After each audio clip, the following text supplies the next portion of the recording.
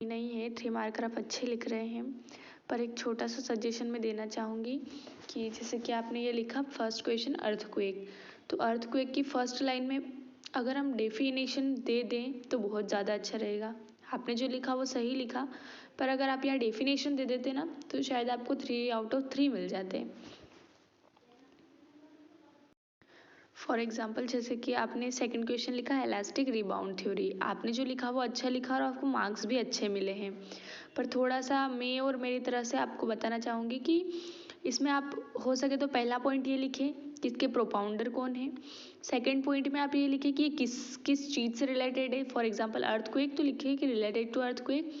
और third point में आप डाल दें कि हाउ कैसे ये वर्क करती है, वो इसका कि ये जो है इलास्टिक की तरह वर्क करती है, जो भी इसका फंक्शन है वो थर्ड पॉइंट में लिख दें, तो भी आपको 3/3 मार्क्स मिल जाएंगे।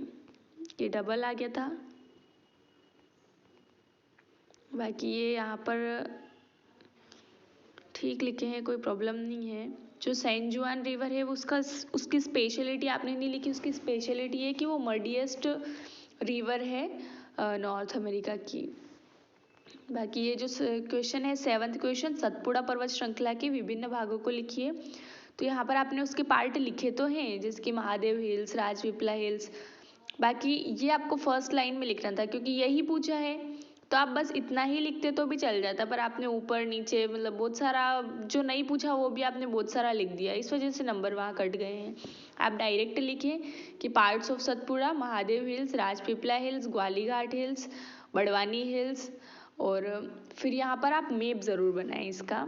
जैसे कि आपने जो 2 लाइन एक्स्ट्रा लिखी है ना, एक्स्ट्रा लाइन लिखने की बजाय आप क्या करें कि 4 पॉइंट लिखे और यहाँ पर आप मैप बना के उसमें शो करें कि where is Satpura. Religion revolt, तो आपने जो लिखा वो सोशियो रिलीजियस मूवमेंट के बारे में लिख दिया है, जो सत्यशोधक समाज, ज्योतिबा फुले, इन सभी ने सोशियो रिफॉर्म्स करे थे। पर रिलीजन रिवॉल्ट आंसर आपका गलत हो गया ये। ठीक है, प्लेट्यू की डेफिनेशन वगैरह सब आपने लिखी, अच्छा किया, पर एग्जाम्पल में आप थोड़ा सा मतलब जैसे कि मालवा प्लेट्यू तो ठीक है, पर जैसे कि आप डेक्कन प्लेट्यू लिखे, बैतुल प्लेट्यू तो मतलब रेयरेस्ट, मतलब ऐसा सुनने में भी नहीं आता है, तो किसी अच्छे नॉन चीज़ का एग्जाम्पल लिखे, तो आप डेक्कन प्लेट्यू लिखे, तिब्बत प्लेट्यू लिखे। उसमें ऐसा तो पूछा नहीं है कि इंडिया का ही प्लेट्यू लिखना है या एमपी का ही लिखना, अपन तो पूरा वर्ल्ड का भी एग्जाम्पल दे सकते। तो तिब्बत प्लेट्यू, डेक्कन प्लेट्यू, ऐसे फेमस प्लेट्यू को एग्जाम्पल में डालें। और ये 10th क्वेश्चन था, इंक्रीजिंग ऑर्डर में रिवर्स लिखनी थी, तो सबसे लॉन्गेस्ट रिवर है एमपी की नर्मदा। नर्मदा के बाद आती है चंबल, तो नर्मदा चंबल ऐसा लिखना था, आपने तो पता नहीं कैसे ही लिख दिया है ना, तो इंक्रीजिंग ऑर्डर में लिखना था। फिर 11th क्वेश्चन था आप अपना कि वन विकास निगम स्थापित कब किया गया, तो आपने स्थापना को छोड़कर सब लिख दिया है ना, तो वहाँ पर स्थापना लिखते उसके बाद ये सारी चीज़ें लिखते तो आपको ज़रूर नंबर मिलते, पर जो क्वेश्चन में पूछा वो आपने नहीं लिखा, इसलिए नंबर नहीं मिले। इंग्लिश चैनल जो भी लिखा आपने इसमें सही लिखा, बट जैसे कि ये आपने लिखा कि ग्रेट ब्रिटेन एंड यूरोप, तो ब्रिटेन भी तो यूरोप ही है, आप वहाँ पर फ्रांस लिखते पर्टिकुलरली तो बहुत ही अच्छा रहता। बाकी कोई नहीं, मैंने इसका नंबर नहीं काटा है यहाँ पर, लेकिन आपको यहाँ पर मैप ज़रूर ड्रॉ करना चाहिए, मैप में शो करना चाहिए कि ये ग्रेट ब्रिटेन है, ये यहाँ पर यूरोप है, और इस जगह जो है ये इंग्लिश चैनल है। और अगर आपको मिसलेनियस याद है तो आप लिख सकते हैं कि इंग्लिश चैनल को पार करने वाली पहली महिला आरती साहा, ऐसा एक फैक्ट आप डाल सकते हैं। ब्लैक सी, तो ब्लैक सी का आपको यहाँ मैप ज़रूर ड्रॉ करना चाहिए, है ना।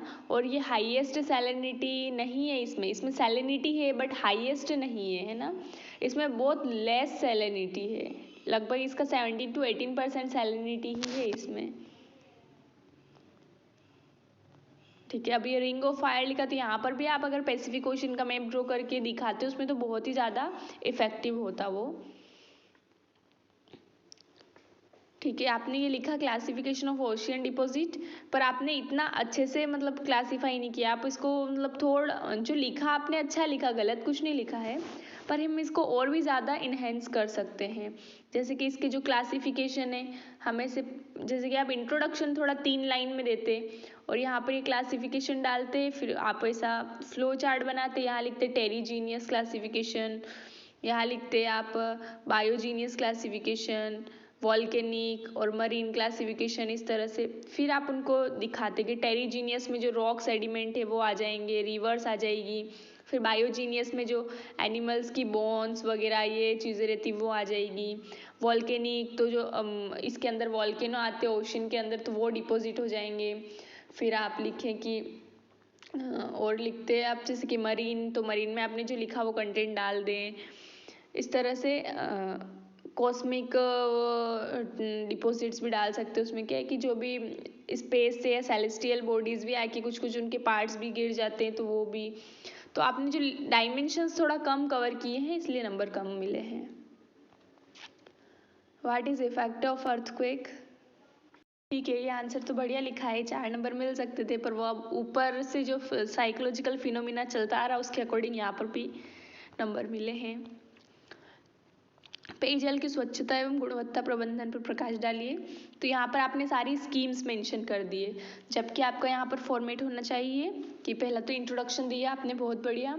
फिर आप यहाँ पर बताइए कि यहाँ पर सैनिटेशन और क्वालिटी के बारे में पूछा गया था, तो आप यहाँ पर उसकी क्वालिटी के बारे में लिखिए। फर्स्टली कि जो पेयजल की गुणवत्ता है उसका मैनेजमेंट किस तरीके से किया जा सकता है, आप अपने व्यूज लिखे वहाँ पर। देन फिर आप स्कीम मेंशन कर सकते हैं।